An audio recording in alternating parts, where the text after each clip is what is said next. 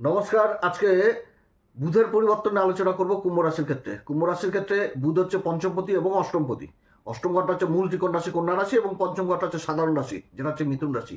এই দুটি ঘরের অধিপতি হচ্ছে বুধ। এবার অবস্থান করবে হচ্ছে একদম মীন রাশিতে। রাশি থেকে বেরিয়ে আসছে 11 তারিখ, 11 এপ্রিল। 11 এপ্রিল থেকে 29 এপ্রিল পর্যন্ত মীন রাশিতে থাকবে। আর মীন রাশিতে বুধ হয়ে যায় নিচ। তো এখন এই যে নিচ অবস্থা, এর কতটা ভালো প্রভাব কতটা খারাপ প্রভাব পড়বে কুম্ভ রাশির উপর, এগুলো সমস্ত কিছু আজকের ভিডিওতে আলোচনা করব।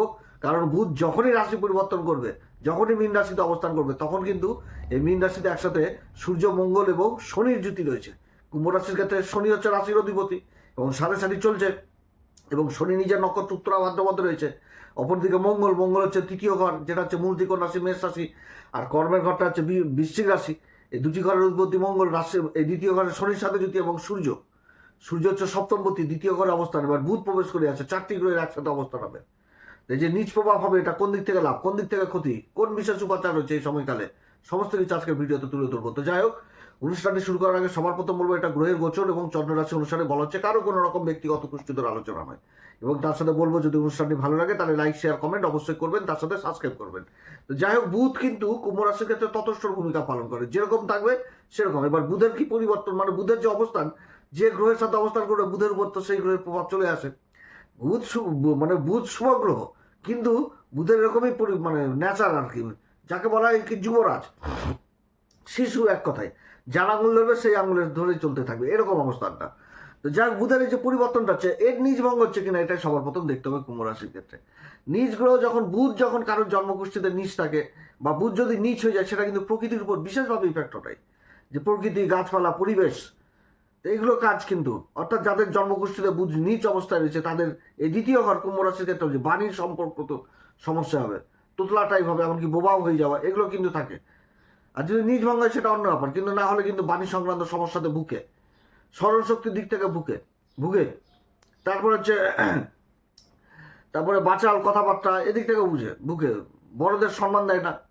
এই বুধের অবস্থানে নার্ভের প্রবলেম হয়, দাঁতের সমস্যা হয়ে যায়, ম্যানেজমেন্ট, চতুরতা, এগুলোর দিক থেকে, মানে এগুলো থাকে না এক কথায় বলতে গেলে। চতুরতা জিনিসটা হবে না, চালাক চতুর হবে না। তো এখন এই দেখতে হবে যে বুধের নিজ ভঙ্গ হচ্ছে কিনা। যদি বুধের নিজ ভঙ্গ হয়ে যায়, তাহলে খুব ভালো অবস্থান হয়ে যাওয়া। তো এটাই দেখতে হবে যে এই গোচরটা যে হচ্ছে, এই গোচরটা কুম্ভ রাশির ক্ষেত্রে কতটা সঠিক গোচর, কতটা ভালো গোচর। কারণ দ্বিতীয় ঘরটা ধনসম্পত্তির ঘর, দ্বিতীয় ঘরটা বাণীর ঘর, আত্মীয় স্বজনদের ঘর, এগুলো জিনিস, সয় সম্পত্তি, ধনসম্পত্তি, আমাদের পূর্বপুরুষ দ্বারা যেগুলো হয় আর কি। এবং অষ্টম ঘরটায় পড়ে যাচ্ছে আবার এই কন্যা রাশি।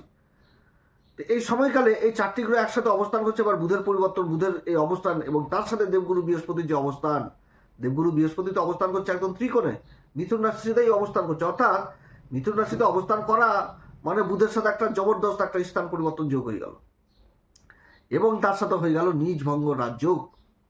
একটা ভালো নিজ ভঙ্গ রাজযোগ তৈরি হয়ে গেল দেবগুরু বৃহস্পতির দ্বারা।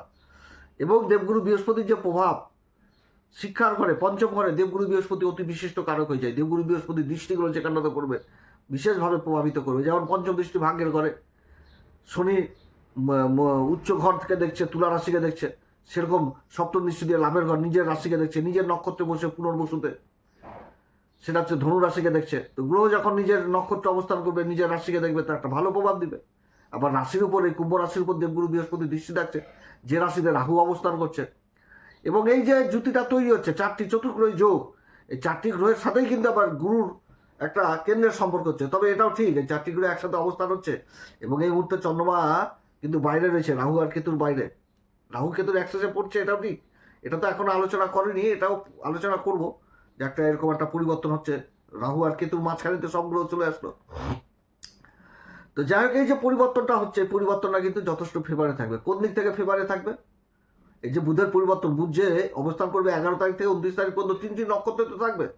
11, 12 থাকবে হচ্ছে পূর্বা ভাদ্রপদে, 12 থেকে 23, 22 পর্যন্ত থাকবে হচ্ছে উত্তরা ভাদ্রপদে, যেটা শনির নক্ষত্র, আর পূর্বা ভাদ্রপদ দেবগুরু বৃহস্পতির নক্ষত্র।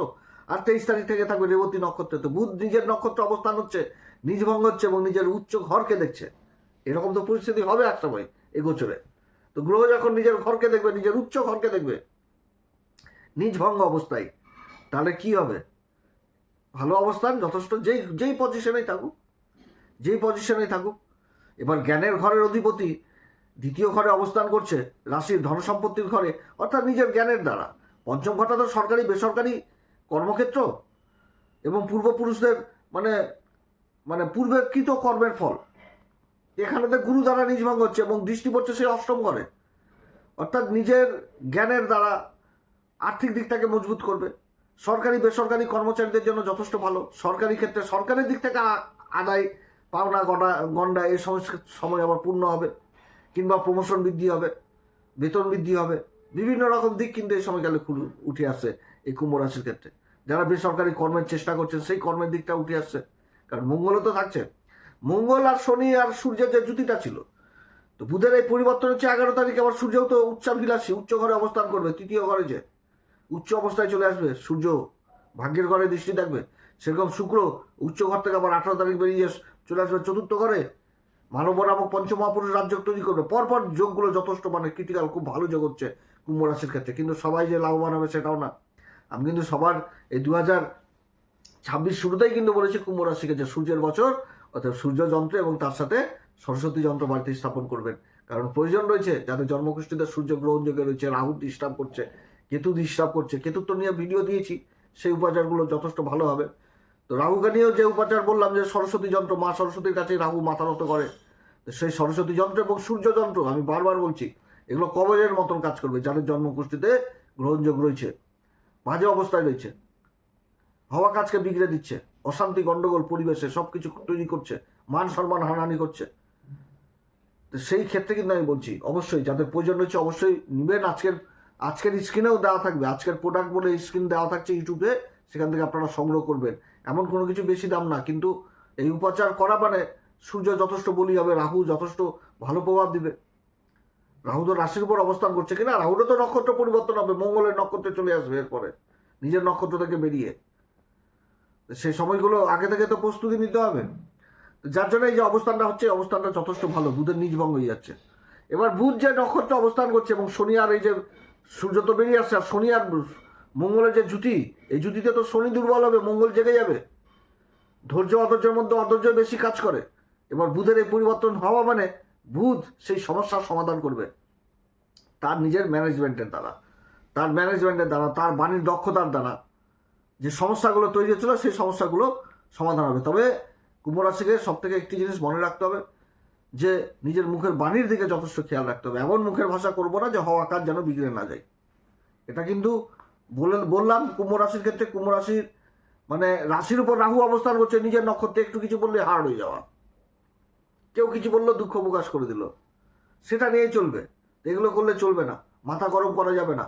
এবং দ্বিতীয় ঘর এই খাবার দাবারের ঘর, বদ অভ্যাস, কুঅভ্যাস, নেশা জাতীয় জিনিস, এগুলো থেকে দূরে থাকতে হবে। আর বুধের এই যে পরিবর্তন, এই পরিবর্তন কিন্তু সেই জিনিসটা বোঝাচ্ছে যে সেই সমস্ত থেকে ডিটারমাইন্ড করে দেওয়া, অর্থাৎ ভালো পথে নিয়ে চলে আসা। যেহেতু গুরু দ্বারা নিজভঙ্গ হয়ে গেছে এখানটাতে, দেবগুরু বৃহস্পতির দ্বারা নিজভঙ্গ হচ্ছে এই সময়কালে। শিক্ষার জায়গাটা দুর্দান্ত উঠে আসছে, শিক্ষার জায়গা উঠে আসছে, রিসার্চ জাতীয় বিদ্যা।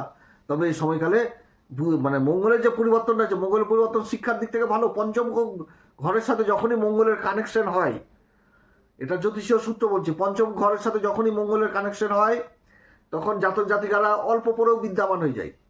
আর অষ্টম ঘরের সাথে যখন মঙ্গলের কানেকশন হয়ে যায় তখন কিন্তু তান্ত্রিক তন্ত্রক্রিয়া, আর এখন তো বুধ চলে আসলো, অর্থাৎ তন্ত্রক্রিয়া, নিজেকে জানো, আধ্যাত্মিক পথ, আধ্যাত্মিক জ্ঞান, নিজেকে চিনো, ঈশ্বরের প্রতি যে একটা অটুট বিশ্বাস, এই সময়কালে কিন্তু দেখার মতন হবে।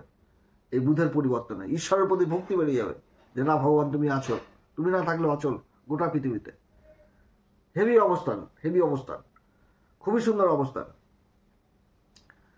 এ সময়কালে আর্থিক দিকটাও বিশেষভাবে মজবুত দেখাচ্ছে এই কুম্ভ রাশির। ভালো অবস্থান, আকস্মিকভাবে আর্থিক উন্নতি, হয়তো এমন কোনো সয় সম্পত্তি যেটা বিগত দিনে কোনো সংঘর্ষের মধ্যে ছিল সেইখান থেকে লাভ হয়ে যাওয়া। যারা ইন্স্যুরেন্স জড়িত কাজের সাথে বা কমিশন জড়িত কাজের সাথে যুক্ত রয়েছেন সেখান থেকে কোনো ভালো একটা প্রফিট হয়ে যাওয়া। সূর্য উচ্চ অবস্থায় চলে আসছে, কোনো এমন একটা ডকুমেন্টেন্সি সই সাবুত হয়ে যাবে এই সময়কালে এই কুম্ভ রাশি, যেটাতে একটা স্থিতি চলে আসা, স্থিরতা চলে আসা, এই জিনিসগুলো আছে। আত্মীয় স্বজন, শ্বশুর বাড়ির সাথে সম্পর্ক যেটা খারাপ হয়ে যাওয়া সেটাও কিন্তু এখন ভালোর দিকে উঠে আসা, এটাও কিন্তু বোঝাচ্ছে। খাবার দাবারের কাজের সাথে যারা যুক্ত রয়েছেন, হোটেল ব্যবসা, ক্যাটারিং, কোনো খাবারের প্রোডাক্টের সাথে যুক্ত রয়েছেন, সেই জায়গাগুলো ভালো অবস্থায় হয়ে যাওয়া। বাণী সংক্রান্ত কাজ, ম্যানেজমেন্ট, আইন সংক্রান্ত কাজ, ওকালতি কাজের সাথে যারা যুক্ত রয়েছেন সেই জায়গাগুলো যথেষ্ট ভালো হয়ে যাওয়া। ছোট ভাই বোনদের সাথে সম্পর্ক ভালো হয়ে যাওয়া, বন্ধু বান্ধবদের সাথে সম্পর্ক ভালো হয়ে যাওয়া, সমস্ত কিছু ম্যানেজমেন্টের দ্বারা সম্ভব। গ্রহ তো নিজের ফল দিবে, নেগেটিভ পজিটিভ তো দিবে। এখন শনি হচ্ছে রাশির অধিপতি আর মঙ্গল হচ্ছে কর্মের ঘরের অধিপতি, জুতি করে নিচ্ছে তো ধন সম্পত্তির ঘরে, বাণীর ঘরে। তো মুখের ভাষা খারাপ হলেও তো ধন সম্পত্তি জোগাড় করবে, কারণ কর্মের ঘরের অধিপতির সাথে রাশির অধিপতির জুতি, তা আবার ধন সম্পত্তির মতো ধন তো আসবে, হয় মুখের ভাষা খারাপ হবে। এবার বুধ এসে সেই জায়গাটাকে নর্মাল করবে, সে নিজের মুখের ভাষা এমন করবে যে ভালো কাজকেও সংগঠিত করবে ভালোভাবে, আবার খারাপ কাজকেও ভালোভাবে সংগঠিত করবে। এই তো হচ্ছে গ্রহের খেলা, এই জিনিসগুলো করবে।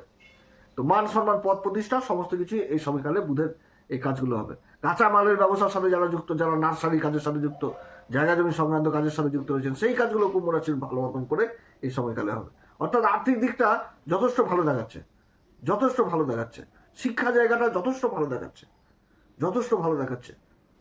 ভাগ্য এই সময়কালে যথেষ্ট, একাধিক উপায়ে ইনকামের রাস্তা আসবে, কিন্তু ধৈর্য ধরে চলতে হবে। যেমন পূর্বা ভাদ্রপদ নক্ষত্র বুঝাচ্ছে যে কোনো কাজ করতে গেলে গুরুজনের সাথে আলাপ আলোচনা করে নেওয়া কিংবা অভিজ্ঞ লোকের পরামর্শ নেওয়া, এটা বুঝাচ্ছে। উত্তরা ভাদ্রপদে যখন প্রবেশ করবে বুধ, তখন কি বুঝাচ্ছে? হিসাব করে চলো, এ টু জেড হিসাব করে চলো। যেরকম আয়ের হিসাব হবে তো সেরকম ব্যয়ের হিসাব হবে। রেবতীতে যখন আসবে তখন তো বুধ নিজের নক্ষত্রে চলে আসলো। এইখানে তো যারা গান বাজনা নৃত্য চিত্র এই সমস্ত কাজের সাথে যুক্ত রয়েছেন, বা এই সমস্ত কাজের যে ইনস্ট্রুমেন্টের কাজের সাথে যুক্ত রয়েছেন, সেই কাজগুলো ভালো হবে। সাজগোজের কাজগুলো ভালো হবে। স্ত্রীবর্গীয় কাজগুলোর সাথে যারা যুক্ত রয়েছে, যেমন ফ্যাশন ডিজাইনার, বিউটিশিয়ান, রেডিমেড কাপড়ের ব্যবসা, রেডিমেড গার্মেন্টের কাজের সাথে যারা যুক্ত রয়েছেন, সুতির কাপড়ের ব্যবসা, সমস্ত কিছু ভালো হবে এই সময়কালে। আর্থিক উন্নতি যোগ আছে, মোট কথা ভালো।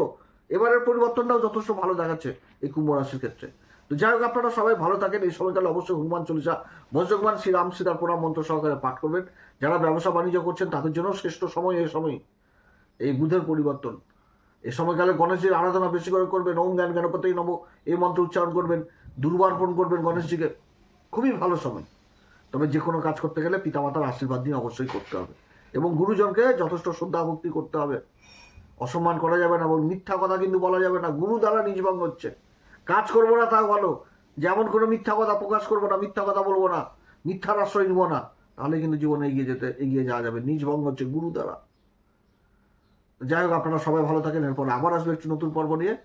যদি অনুষ্ঠান ভালো লাগে তাহলে লাইক শেয়ার কমেন্ট অবশ্যই করবেন, তার সাথে সাবস্ক্রাইব করবেন। আপনারা সাবস্ক্রাইব করলে বিশেষভাবে অনুপ্রাণিত হই। নমস্কার, ধন্যবাদ।